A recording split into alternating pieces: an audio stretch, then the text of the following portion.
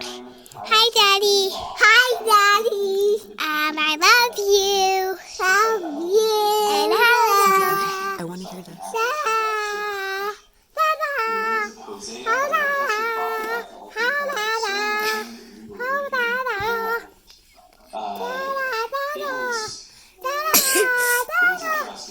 We slept less, we felt like we were trying to build up energy to just brush our teeth, whether it was in the morning or at night. Adjusting to being a parent is difficult. Because you are suddenly taking care of someone else entirely for the first time. And there is absolutely no way that we could have gotten through it if Michaela was less self-sacrificing. Taxo was in the room. Daddy!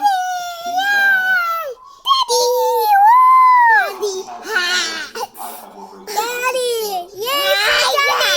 Yay for Daddy! Yay, Daddy! A couple weeks ago, thinking about this. Yay, Daddy! Hi, Daddy! Hi, Daddy! Hi, Daddy! Mothers feel like they're not alone. Hi, Daddy! Because you're a mother, it's critical for you to realize that you're not alone. You're not alone. He can't hear you guys. Okay. We're not taking from our children.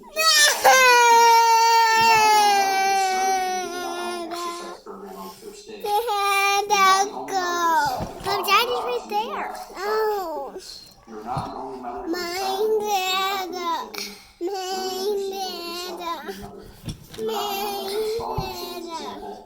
And so piles of dirty clothes and other messes under your bed or the closet in company of others. You're not the only mother who's wished for a vacation after vacation to have some time away from your family.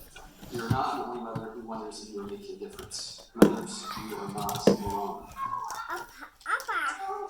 As other people, Sister Nicholson has talked about already, not everyone has the same challenges, whether because they're a mother or they're not.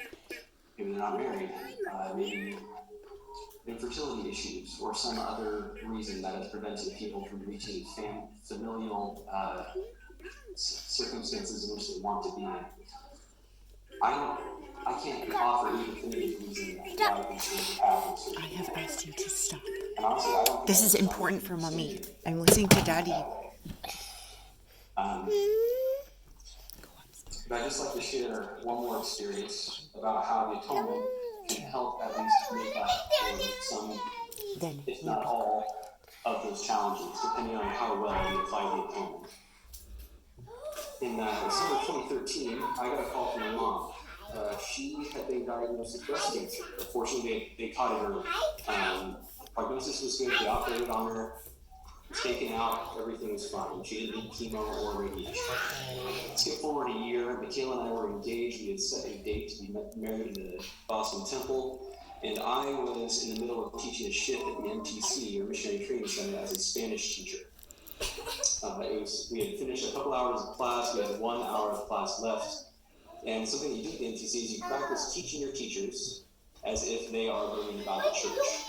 I guess that's the best way to prepare missionaries to teach without just completely botching the job, being in charge of their very first lessons. I'm not talking about you guys and referring to myself. But I got another call from Mom right before the sister missionaries that I was teaching were supposed to teach me. I stepped out of the room, I took the call, and my mom told me that she had been feeling pretty terrible the past few weeks. She went to her doctor. The doctor ran some tests and told her to go to an old oncologist. Her oncologist then ran some tests, and it turned out that she had leukemia, completely unrelated to the previous breast cancer, presumably, and she hadn't needed chemo or radiation. She obviously wouldn't be able to go to our wedding at the date that we set, and her prognosis was uncertain. I stepped back into the classroom with the missionaries. I didn't tell them about anything that had happened. I just told the sisters to prepare to teach. And then I went to the back room and I tried to get into character. And then sisters or hermanos, Thornton and Yee, knocked on the door. They came in and they introduced the subject of the lesson, which was the plan of salvation. which is specifically the doctrinal plan that God has laid down for us that answers three major questions. Where were we before this life? What is the purpose of life now that we're here? And where are we going after this life? Now, the center of the plan of salvation is Christ's atonement and resurrection. And that's what the sisters taught about. They promise that this life is not the end, and no matter what happens during this life, our efforts in applying the atonement will help us be with those that we love forever, whether it's to our mothers, our spouses, or our children, whether or not we know them yet.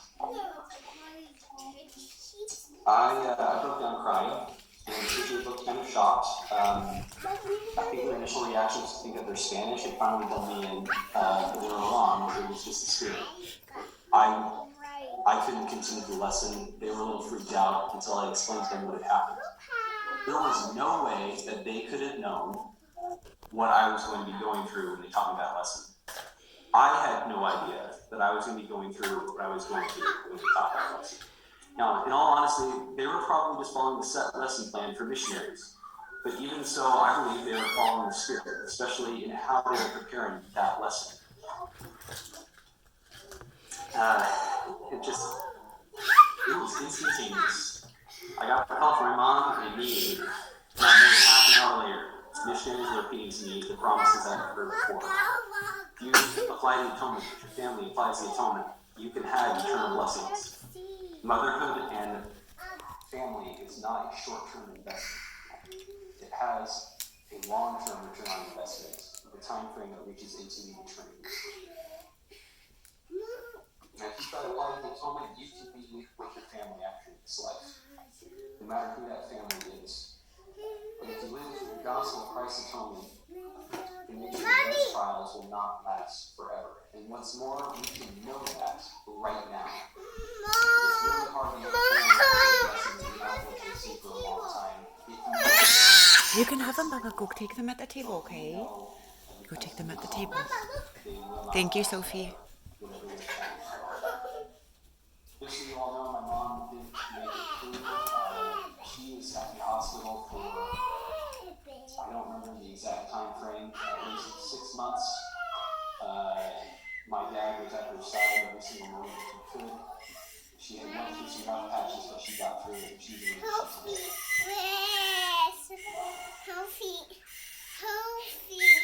I know motherhood is divine. I know that mothers can affect children in ways that they don't understand, I don't understand, in ways that those children cannot understand. My very first memory is of my mom. I wasn't even old enough to walk, but that was the first thing. It reminds me of the scripture in Isaiah. I'm sorry, I don't have it on hand, but it's Isaiah describing how the Lord is less likely to forget us than our mothers are likely to forget their children. I know the atonement is real. Mama. I'm okay. Thanks, Baba. I say these things in Jesus Christ. No, thank you, Baba. Hi.